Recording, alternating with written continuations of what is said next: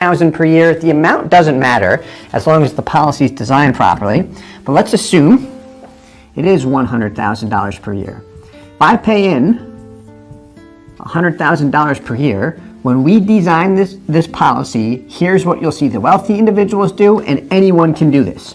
My money can go toward one of two areas. I can pay it toward the premium, which first buys me death benefit and does not show up in cash value, or I can pay it directly toward riders because they're looking at a significant amount of money going into the product. So they have a board that helps them make this decision. So this whole life insurance has been used and is used effectively by the wealthy, but the one thing you will find is when it is used effectively, if you're looking just, hey, what's the bottom line? How do I set it up where I know it's actually set up like these guys and I don't have buyer's remorse after the fact? It looks like that example for insurance policy to become taxable. We want to make sure we avoid that in all situations. If we do everything properly, we can access it 100% tax-free. Okay. Let's progress on. So, wealthy people see the value in this product and put a ton of money in here. What are the specific advantages? Let's have some fun here. So if we have a typical case where someone's paying in, could be $100,000 per year, $500,000 per year, $10,000 product upright, maximum cash value, that's what the client wants, and the money will come naturally. So, back to this point. Wealthy individuals often have advisors. We've got this concept of the family office here, where when decisions are made, especially large financial decisions, this family office involves multiple advisors or everyone in there together to vet the product, vet the strategy. This way, no one can just make a decision to say, hey, here's what we're going to do with our money.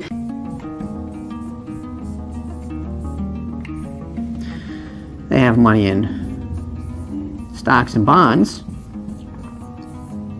They're diversified. That's the thing. Every product out there, every strategy has pros and cons, advantages and disadvantages. And we can pick any one of those apart and say, hey, don't put your money here. I can do it with whole life insurance. But the thing is, what are the advantages? Value life insurance technically does grow tax deferred, and the reason it has that classification is because there are instances in which I can pull money from a life insurance policy and it can be taxed. Two quick examples are, one, if I just cash a policy out. If I paid in $1 million and I have $2 million in cash value and I say I'm done with this thing, give me the cash value, just give me a check for the entire amount. The company would send us a check for that value to just about everyone we work with that level of expertise, professionalism, and knowledge.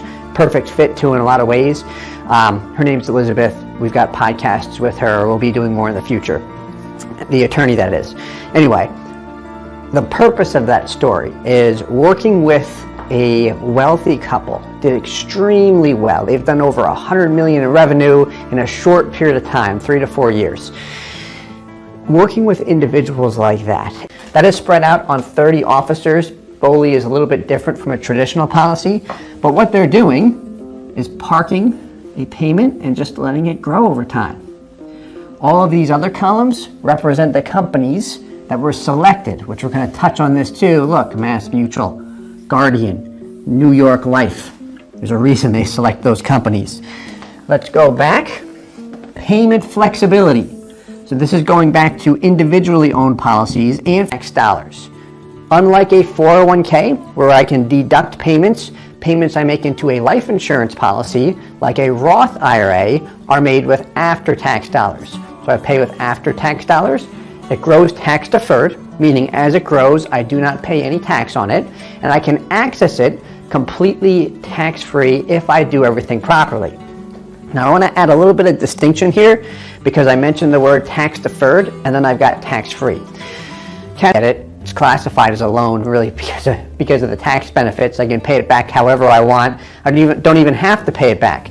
But if I intend to, that interest rate with most companies is between 5 and 6% when I look at whole life insurance products. So what I can do, and we've seen this become very popular recently, is taking a policy to a bank, to a lender, assigning your cash value as collateral to the lender and receiving tax-free area to position money. The death benefit gives me leverage from a legacy standpoint as well in terms of passing money, but it's got a ton of advantages and has been used so successfully for such a long period of time. So we're going to go through some bullet points here. Let's have some fun with this. So why do they use it specifically? So we shared that story. They had someone come in and vet the process, the product, me, to make sure it was a fit. But what are the specific reasons why wealthy individuals purchase these products on a yearly basis, 7 figures? Now, this couple is younger than me. They do in annual revenue. I should say what they do in a month is close to what we do in a year. So we've got some work to do to try and learn from them and get to that level. But I'm very impressed with this couple. They do very well, very wealthy. So the purpose of this example or this video is to really share how the wealthy utilize cash value life insurance. Now, had a great meeting with this couple. And what I'll wrap up with too is we see this with wealthy individuals, and I'm a firm believer of this, is when it comes to any product, wealthy individuals do not just put all of their money in whole life insurance. Like, that's not it. They have whole life insurance. They have money in their business. They have money in real estate. Wealthy individuals, advisors in this family office. So these two concepts I want to touch on here, and this is something that I've seen these guys do, and it's what I opened with as well, with that couple we met, the young super couple that I'm so impressed with. They're humble too, which I really like, based on the level they're at financially and what they do. But anyway, with that couple, they know their stuff in terms of finance. They're both very sharp. They can make their own decisions. However, when it came for corporations, so if I go back to that example where we mentioned the $100,000, if that's the amount, I want the ability to pay into a policy per year, but I do not want to receive a bill for $100,000 per year. I can literally design it where I commit to that minimum premium, which was how much? $10,000 per year, and then at my discretion, I can add another $9,000 thing. She's gonna knock you out. So she came in, had a lot of questions, went through everything. At first, it was kind of like, all right, I gotta know my stuff for this call.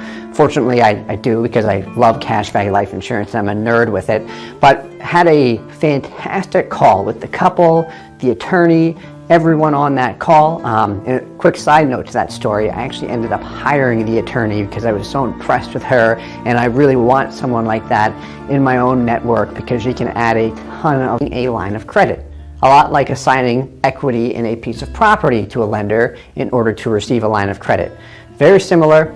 The nice thing about this is when I leverage a whole life insurance policy, a bank will often view that as lending against cash. They understand how it works. You've got the guaranteed cash value interest rate built into the contract. It goes nowhere but up. It's very attractive in that respect. So the tax benefits are huge, and we touched on the loan there as well, but no. We want the family to continue to grow wealth over time. So every choice that is made first needs to be approved. It needs to be vetted, approved, and that's, in a sense, what that young couple did. But we see this with all wealthy individuals. They have someone checking things out before they move forward. And it's extremely powerful, and you see people that continue to grow wealth often have this. And anyone can do it. You don't need to have $1 million to do this. We mentioned very briefly earlier that they are not left estate tax-free. So this is typically where a trust comes into play. If it's an irrevocable life insurance trust of some sort, we do not write those or set those up. However, we'd encourage you or work with your attorney if you're working with us, or we'd refer you an attorney. Elizabeth is the best I know. I hired her personally after looking for an attorney forever, because she was that good, and I like the way she defended her clients, really. Banks and corporations to something that they do not understand fully, like their business or areas they're experts in. They brought in an outside advisor that they've hired for other things to say, hey, can you check out this product, and can you check out Steve? We want to make sure that everything's set up properly and we're not being taken advantage of, because frankly, in the insurance industry, when someone's putting in a huge amount of money, Some look at that and say, hey, that can be a huge commission, which that's not what it's about. Do the right thing, set the price. Okay. Whether I do it or not, it's completely up to me. So now, the neat part about this is I'm taking an insurance policy, which can be, frankly, boring. If I think insurance policy, I pay the same amount every month, every year. I got to pay this premium forever, like any insurance product. And something good happens via the life insurance benefit, that's paid out only if I die. So something bad has to happen for that claim to be paid out. Throw that approach out the window. If I take policy loans, I continue to receive dividends and interest on my entire cash value, meaning any money that is in cash value and any money I pulled out, as if I never touched it in the first place. There's no lost opportunity cost there. Now, the one drawback to loans right now that we see expressed often by wealthy individuals is the interest rates are high with insurance companies. They're between 5 and 6%. The advantage is convenience. I just request the money, I get.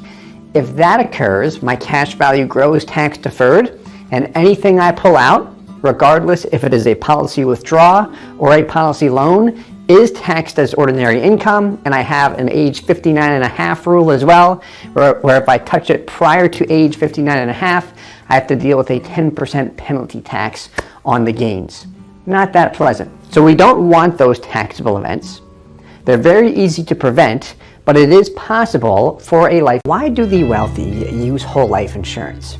I'm going to start this video with a story. I had met a young power couple, I refer to them as, early 2021, January of this year. And they were in the market for whole life insurance. They had an interest in the cash value. They had been researching for quite some time, and we had a meeting, and to make a long story short, they're looking at a significant amount of money going into a policy on a year. That's a huge advantage when we look at it. Real estate and business, being able to access my money to invest in my business, invest in real estate. Typically, wealthy individuals do not build their wealth with whole life insurance.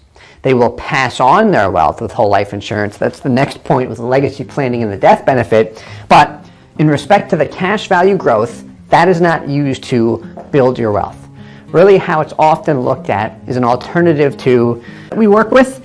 For example, that bank-owned life insurance product that we showed you earlier, that's not a case where I just send it to the CEO and CFO and say, hey, here it is. You guys want to move forward? Yeah, here we go. Here's 10 million bucks. That'd be nice. But no, it does not work like that. They have to meet with the board. The board must approve it. The first time around, there's a lot of back and forth. They have other executives vetting the product, shopping the product with different agents, different companies. They're doing their due diligence. Went through exactly what to do, different company selection or different companies, how to choose, how to design a policy. Really like them. And they're ready to move forward, but they reach out and they say, hey, before we move forward, we'd like you to connect with our attorney. My attorney is one of the 3 people I trust with my money, and one of them is my wife. So that's the message I get from the individual. I say, yeah, sure, no problem. Would be happy to connect, because money is always accessible in a cash value life insurance policy. If it is individually owned, even if it's owned by a trust, if I set things up properly, I can still have access to it. Parking safe money. This is huge with cash value life insurance. A lot of people we've worked with over the years have expressed that, hey, this is my bond alternative. I can put money in here. It's a fixed asset equivalent, goes nowhere but up over time. I can act this PUA, paid up additions rider, that accelerate the cash value growth. It's there right away for me. I'm going to show an example on this too. But this is the key. So I would want as low as I can possibly go on that premium, and then optimize the PUA component. Okay, that is how I optimize the cash value and make an unattractive policy very attractive. So, what do the wealthy like about it? Liquidity. And how do I turn it into a flexible savings asset where I can bounce my payments up and down, commit to a minimum amount, add more discretion? A lot of corporations will do this. So, for example, let's take a look at a corporate policy, which is the same type of policy that you or I could obtain. So you see a policy here, They are paying in $100,000 per year for a period of 7 years, different from the bank-owned life insurance, and maximum cash allocation. If we go that route, that's where we have a cash-rich policy. So if cash accumulation is a goal of ours, this is where this type of planning, this type of design can be extremely valuable. We can take it to that next level. So really looking for about 85 to 90% cash value in the first year is typically what we like to look for there with traditional policies. Some products give you more than that up front, depending on corporation. Not the BOLI, because BOLI products are a bit different than what the retail market, individuals, even small businesses can obtain, but this is it. If you've ever seen a traditional whole life insurance policy, it likely had zero in cash value. Maybe I saw one with 50 or 60% of my payment in cash value right off the bat.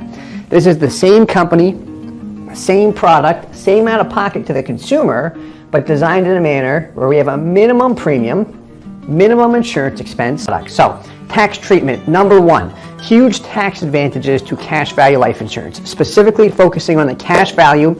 The death benefit has tax advantages as well, in the sense that death benefit proceeds are always paid out 100% income tax free. Income tax free, not estate tax free. We would need some type of trust if we've got a large taxable estate. So when I have a life insurance policy, payments I make to the policy are made with after tax. Impressed with her level of knowledge, and the reason why is that this attorney actually works with high net worth individuals. Now when I say high net worth, I'm talking ultra high net worth individuals, moving money overseas, knows what to do from strategic planning. She is the go-to source for that, and she knew her stuff. So had that meeting with her. She's one of this couple's advisors to make sure that whoever's talking to her clients is doing the right thing, because if you're doing the wrong thing, time. So let's continue on here. Payment flexibility is huge. The tax benefits are really big here. So we touched on this already over here as far as this one, accessing the money tax-free. I also want to touch on this piece in respect to loans. So a unique feature to a cash value life insurance policy is being able to take policy loans. And really how this works is, as we always design policies for maximum cash value. So connect with the attorney, and she is one of the best attorneys I've ever met in terms of estate planning, tax planning, both domestically, internationally. She knows her stuff. I'll also say that she knew cash value life insurance better than most professionals, financial professionals and insurance professionals that have been in the business for 30 years. I was extremely and do the advantages fit into my situation, seeing everything from a full transparent view. And in my experience in working with banks and corporations, when working with these type of individuals, specifically with cash value life insurance, they have someone else or a group of advisors that come in and really vet the product, vet the advisor, the agent, and that, in this case it was me in that story I just shared, to make sure that everything is set up properly. Now, why I put so much emphasis on that and why I started with that story is when we call it a bank account, which does nothing for us. I can position money here. I actually see it grow. As it grows, I don't have to deal with any taxes or taxation on that, and I've got access to use it for opportunities such as real estate and business. That's the attraction there. Now the legacy planning, this is where the death benefit comes into play. So death benefit proceeds are paid out 100% income tax free, and we got $2 million. However, if I cash out a policy, all of the gains are taxable as ordinary income. So if I paid in $1 million, I have $2 million, I cash it out, that $1 million gain is taxable to me as ordinary income. Not that pleasant. That's one way a taxable event can occur. So that's where it would grow tax deferred, and if I cash it out, I've got to deal with taxes. The other way is if I trigger what is called a modified endowment contract, a MET insurance product, in the sense that 100 goes in and they've got just under 90% of their payment in cash value right off the bat. Death benefit of 2.25. This is on an age 50 male. Break even point between years 3 and 4. This is a policy that anyone can obtain. Any individual can obtain it. It's not exclusive to corporations. This is just like that example I mentioned, the $100,000 payment, $10,000 premium, $90,000 toward PUAs. What a lot of companies and individuals do we work with is exactly this. Instead of paying a $100,000 premium payment or bill each year, they like the idea of getting that in, but they don't want to be committed to it in case cash flow goes up and down. They'll commit again to that minimum 10K. And that's consistent with people putting in $1 million, 100,000, whatever. Everyone likes that flexibility because life happens, or there might just be another opportunity that I have that I can shift funds in the means if I want, but really I'm just parking money here, I see it grow, the tax benefits are nice, and if I die, my entire legacy is left via a death benefit.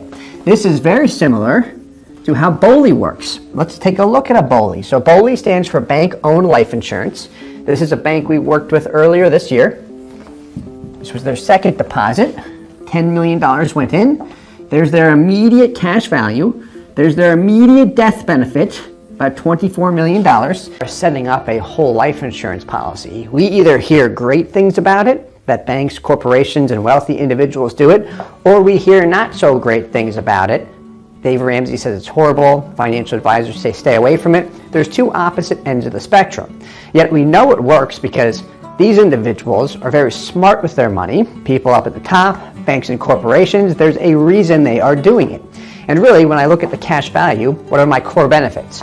Safe, liquid. You can start it in a simple manner by working with people you know. Maybe you've got a good friend, a relative, a family member, just to look at things, provide an outside perspective. Maybe they've done research on it before. As you continue to grow your wealth and your situation, we can work with individuals that might not cost us anything.